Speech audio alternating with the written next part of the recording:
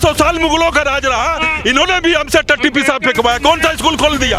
हिंदू मुस्लिम की बात नहीं हो रही है, अभी बात हो रही है दलितों की। तुम्हारा मंगलसूत्र ले जाएंगे, तुम्हारे साथ ये हो जाएगा, तुम्हारे साथ वो हो जाएगा। क्या जनता के मुद्दों की बात की है इन्होंने? भारत का मुसलमान बाबा साहब अम्बेडकर की मूर्ति पे माला क्यों नहीं पहनाता, पूछो इनसे। कुल चाहिए, मैं भी कह रहा हूँ, बटोगे तो कटोगे, एक रहोगे तो सेफ रहोगे।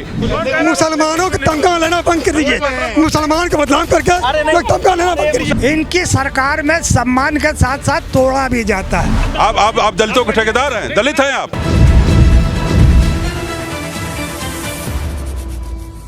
एक तरफ 92,000 बूथों की तैयारी और दूसरी तरफ सवाल ये, क्या ये सच में सम्मान है भीमराव अम्बेडकर का या फिर ये एक 2027 के चुनावों की सियासत। नमस्कार, मैं हूँ आस्था पांडे और आप देख रहे हैं सी न्यूज़ भारत। और आज हम एक मुद्दा लेकर के आए हैं जो एकदम अभी ट्रेंडिंग मुद्दा है, जिसमें बीजेपी की सरकार की तरफ से ये ऐलान किया गया है कि 14 अप्रैल को बाबा भीमराव अम्बेडकर की जयंती में बाबा भीमराव अम्बेडकर को हर जगह सम्मान मिलेगा। तो इस मुद्दे पे हम चर्चा करेंगे जनता से और ये जानेंगे क्या सच में सम्मान मिलेगा या फिर ये 2027 के चुनावों की ये सियासत है। भारतीय जनता पार्टी ने सदैव दलितों का सम्मान किया है और बाबा साहब के लिए हमेशा भारतीय जनता पार्टी समर्पित रही है। तो ये कहना, अगर कोई राजनीतिक दल ये कह रहा है कि 2027 में तो हम 325 सीटें जीत रहे हैं, 2027 का विजन 327 सीटें जीत करके माननीय योगी आदित्यनाथ उत्तर प्रदेश के तीसरी बार मुख्यमंत्री बनेंगे। आपको इस पर क्या लगता है, क्या सच में दलितों को अब सम्मान मिलेगा या फिर सच में एक रणनीति, एक चाल है जो अपनी वोट बैंक खींचने की ओर इशारा कर रही है? जो प्रदेश सरकार महीनों से चुनावी पंचायती चुनाव नहीं करा पा रही, अभी आपने देखा होगा कर्नाटका में बुरी तरीके से लोकल बॉडी नगर निगम के चुनाव में हारी है भाजपा बुरी तरीके से। तो जो सरकार आज महीनों से पंचायती चुनाव नहीं करा पा रही है, वो क्या बात करेगी 2027 में 327 सीटें लाएंगे। अरे 27 ले आए तो भी बहुत है। इन्होंने क्या बात की है शिक्षा, रोजगार, स्वास्थ्य, नौकरियां, महंगाई, सुरक्षा पर? इन्होंने तो सिर्फ बात की है बटोगे तो कटोगे, बटोगे, तुम्हारा मंगलसूत्र ले जाएंगे, तुम्हारे साथ ये हो जाएगा, तुम्हारे साथ वो हो जाएगा। क्या जनता के मुद्दों की बात की है इन्होंने? अभी तो ये मुद्दा है ना जो आपसे पूछा गया कि 14 अप्रैल को क्या सच में जो हो रहा है, जो बीजेपी ने जो ऐलान किया है कि वो भीमराव अम्बेडकर की जितनी भी प्रतिमाएं उनको सम्मान मिलेगा, तो क्या हम उस पर बात करें कि अभी उस पर हट करके उससे बात करना चाहते हैं? इनकी सरकार में सम्मान के साथ साथ तोड़ा भी जाता है। इन्हीं अम्बेडकर की मूर्तियों को ये लोग बुलडोजर से ध्वस्त करते हैं। ये वो भाजपा सरकार है जहां मौका लगता है, जहां देखता है थोड़े कम संख्या में लोग हैं, वहां पर बाबा साहब की मूर्तियां गिराने का काम करते हैं। ये 1 मिनट सर, 1 मिनट, मेरा बात मुकम्मल हो जाए, ज़रूर बोलिएगा आप। ये मूर्तियां तोड़ने का काम करते हैं, ये बांटने का काम करते हैं। यही है वो बीजेपी सरकार है जो अब तक हिंदू मुस्लिम करती रही। और आज पंडितों, ठाकुरों और कायस्थों को जो स्वर समाज से आते हैं उनको ST OBC से लड़ाने का जो निर्लज काम कर रही है केंद्र की सरकार और उत्तर प्रदेश की सरकार, ये क्या जीतेंगे? ये सिर्फ बांटने काटने की राजनीति करते हैं, इनको कुछ पता नहीं। दलितों के लिए क्या आप क्या मांग करना चाहते हैं सरकार से? नहीं, देखिए, जब तक इस सरकार से आपने 2014 से या प्रदेश की सरकार 2017 से अगर जनता के हितों में बात हुई हो तो मैं ज़रूर कहूँगा अब तो देश की जनता या प्रदेश की जनता सिर्फ बदलाव से ही अपने हक और हुकूक की आवाज़ उठा सकती है। अगर यह फिर से एक बारी सत्ता में, हालांकि ऐसा होगा नहीं, केंद्र सरकार में आपको पता क्यों नहीं होगा? ऐसा आप कैसे कह सकते हैं कि नहीं होगा? इस पर क्या आप कह सकते हैं ना कि आप देख लीजिए, केंद्र सरकार में नरेंद्र मोदी को 240 पे ला के पटा गया देश की जनता ने। प्रदेश में भी इनकी वही हालत होगी, ये प्रदेश से भी जाएंगे, देश से तो ये चले गए।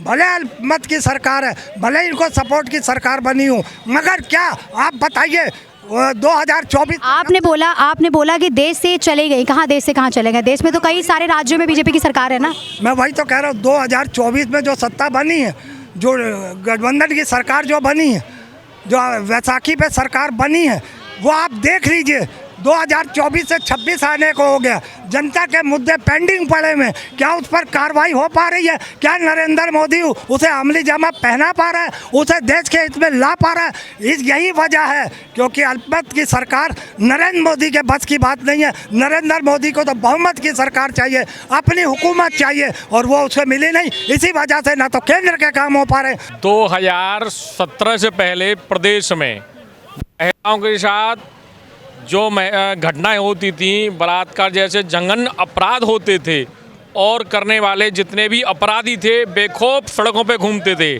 आज 2017 के जिस दिन माननीय योगी आदित्यनाथ जी ने शपथ ली है, उसके बाद या तो अपराधी प्रदेश छोड़ के भाग गए या प्रदेश की जेलों में बंद हैं।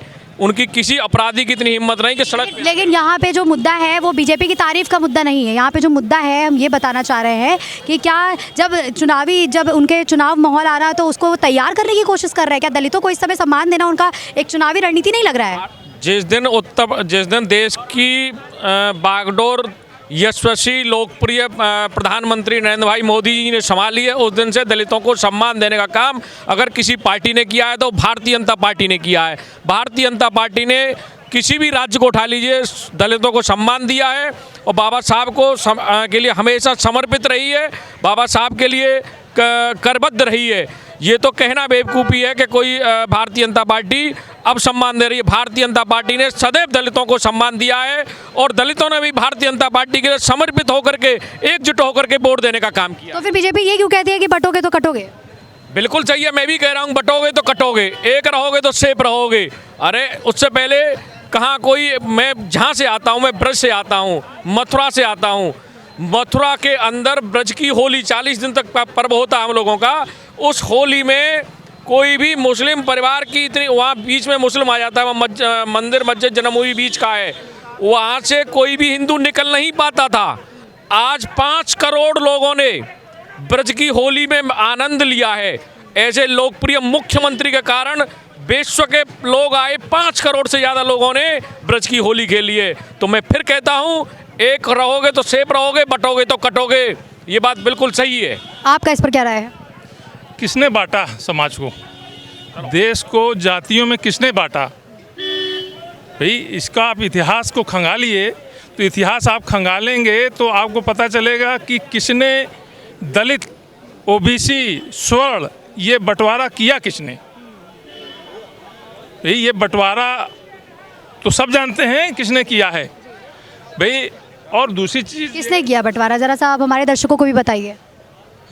भाई आप उसका जिम्मेदार मनुस्मृति किताब लिखी गई बाकायदा, उसमें साफ साफ लिखा गया, दर्जे बनाए गए कि ये शूद्र हैं, ये ओबीसी हैं, ये पिछड़े हैं, ये स्वर्ण हैं, ये ब्राह्मण हैं, ये क्षत्रिय हैं। और जहाँ तक रही बाबा साहब की मूर्ति की बात, तो मूर्ति तो ठीक है, हमारे देश में मूर्तियाँ स्थापित होती हैं, लेकिन उनके विचारों को स्थापित किया जाए। उनकी 22 प्रतिज्ञाएं जो बाबा साहब ने किया है, और जो वो बौद्ध धर्म उन्होंने जो स्वीकार किया है, और सच्ची श्रद्धांजलि तो बाबा साहब की ये होगी कि जो उन्होंने जो बौद्ध हिंदू धर्म त्याग करके बौद्ध धर्म अपनाया था, तो 84,000 बौद्ध स्तूप जो सम्राट अशोक ने बनाए हैं उनको। तो क्या लग रहा है कि ये जो इस बार जो होने वाला है 14 अप्रैल को, जिसमें सम्मान मिलेगा, तो क्या इसमें जो दलित वर्ग है, क्या उसको भी सच में सम्मान मिलेगा? सम्मान अब ये देखा जाएगा कि उनको सम्मान दे रहे हैं।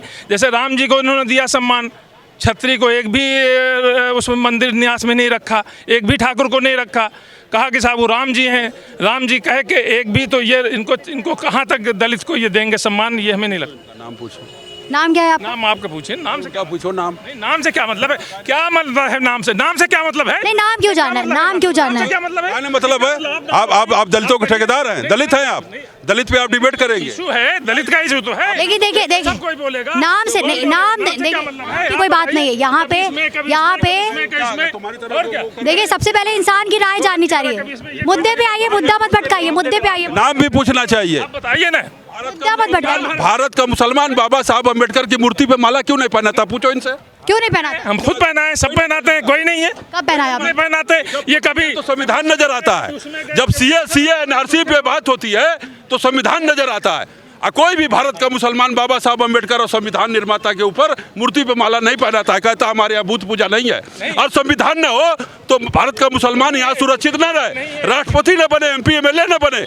20% मुसलमान पाकिस्तान में थे, 2% पे आ गए। बांग्लादेश में रोज मारे जा रहे हैं, कोई नहीं बोल रहा है। इन्होंने जोगेंद्र नाथ मंडल इनके साथ गए थे। तो बांग्लादेश में जो एक क्लियर बता रहे हैं, देखिए देश में हिंदू मुसलमान हमेशा एक होके रहा है और हमेशा एक को रहेगा। लेकिन लेकिन जब बांग्लादेश में सुनिए, हिंदू मुसलमान हमेशा एक रहा है और एक रहेगा। लेकिन जो हिंदुत्व की जो बला आई है, ये हिंदुत्व इस्लामोफोबिया से आया है। इससे राष्ट्र से कोई मतलब नहीं, इनको देश से कोई मतलब नहीं। सिर्फ कोई ना कोई मुसलमान, उसमें पाकिस्तान, कब्रिस्तान, ये जरूर ले आएंगे। उसी से हिंदुत्व की ऑक्सीजन है मुसलमान। इनको जिहाद करना है, भारत में रह के सुरक्षित नहीं है। पाकिस्तान में किसी को MP MLA नहीं बनने देंगे, वोट नहीं देने देंगे, दलित बहन बेटी की इज्जत आबरू लूटेंगे। भारत में सांसद भी बनेंगे, राष्ट्रपति भी बनेंगे और कहेंगे हमारा इस्लाम अल्लाह अकबर सबसे बड़ा है, भारत का संविधान सबसे बड़ा है। भारत माता की जय बोलना पड़ेगा, संविधान को मानना पड़ेगा। भारत माँ की जय होनी चाहिए 1000 बार।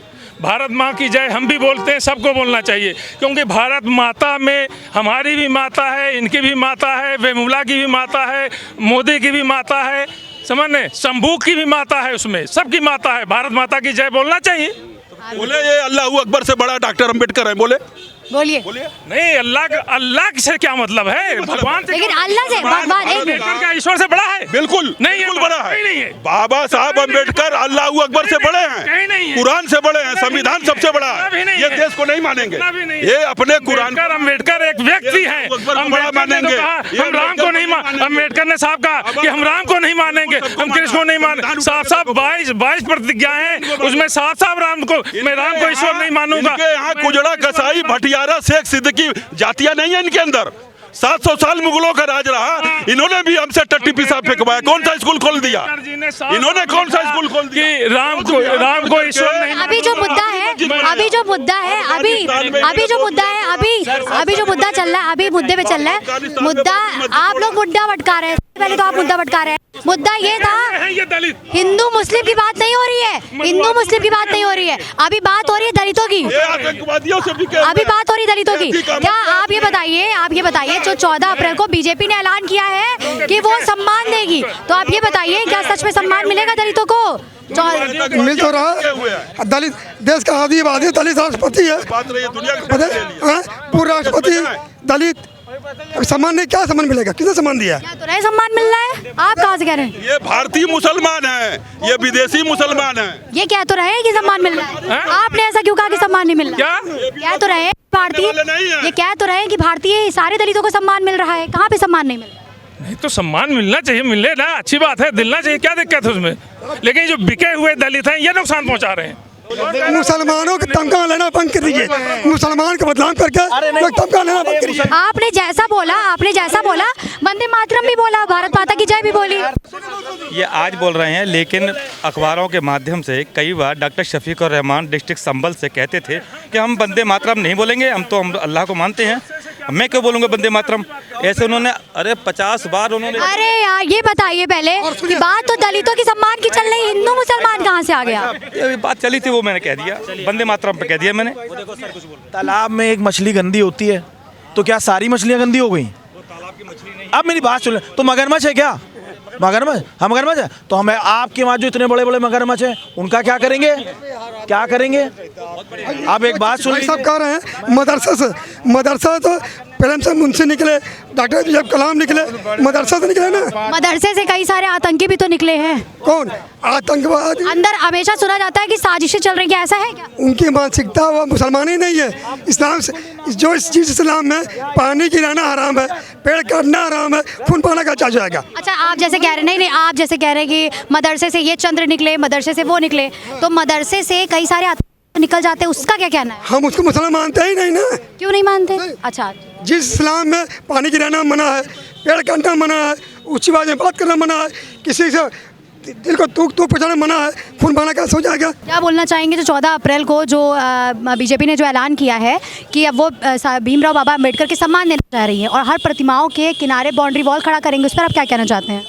चलिए अच्छी बात है, कर रहे हैं, क्योंकि हरदम भीमराव अम्बेडकर जो है संविधान निर्माता माने जाते हैं और संविधान निर्माता होने के बाद भी बहुत सारी विवाद भी उत्पन्न होते हैं, कहीं ना कहीं से सोशल मीडिया पे लगातार देखते भी रहते हैं और कुछ लोग भ्रमित भी हैं। हम भी जैसे भ्रमित, हमने पढ़ा था 299 लोग संविधान सभा में जो है सदस्य थे और उसमें सभी, लेकिन आज की डेट में अगर इनको संविधान सभा में भीमराव अम्बेडकर को सम्मान देना है और भगवान मानना, तो हम तो मानते हैं 298 जो लोग थे उनको भी भगवान माना जाए, देवी देवता तो होंगे ही वो।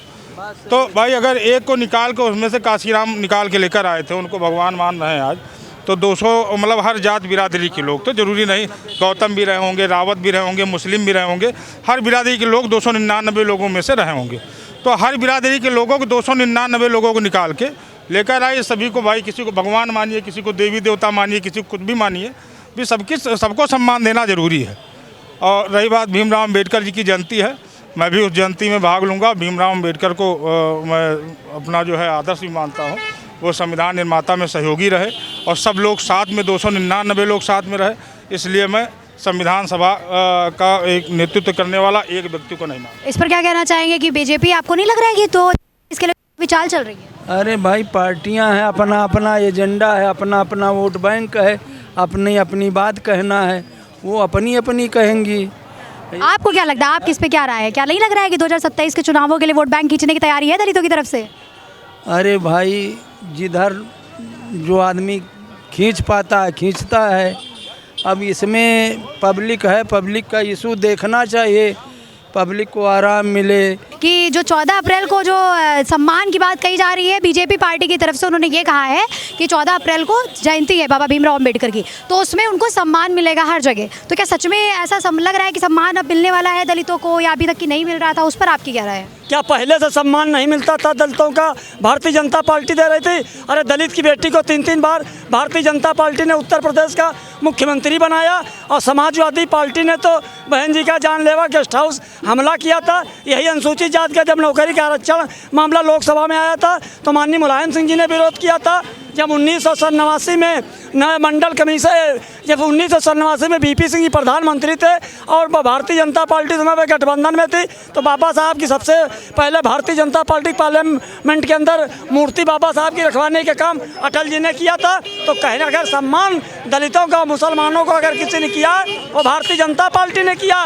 कहने के लिए तो आदमी कुछ भी कह सकता है, बाकी ऐसा कुछ नहीं है। समाजवादी पार्टी और कांग्रेस पार्टी केवल बाबा साहब के नाम को भुंजाना चाहती है। जनता से साफ जाना कि 2027 में किसकी चुनाव बनेगी। कुछ लोगों का ये कहना था कि 2027 में बीजेपी पूर्ण बहुमत के साथ आएगी और कुछ लोगों का कहना था कि अगली सरकारें बनेंगी, लेकिन ये तो अब वक्त ही बताएगा 2027 के चुनावों का। इसलिए नई अपडेट्स के लिए बने रहिए सी न्यूज़ भारत के साथ। तब तक के लिए मैं आस्था पांडे आपसे लेती हूँ अलविदा।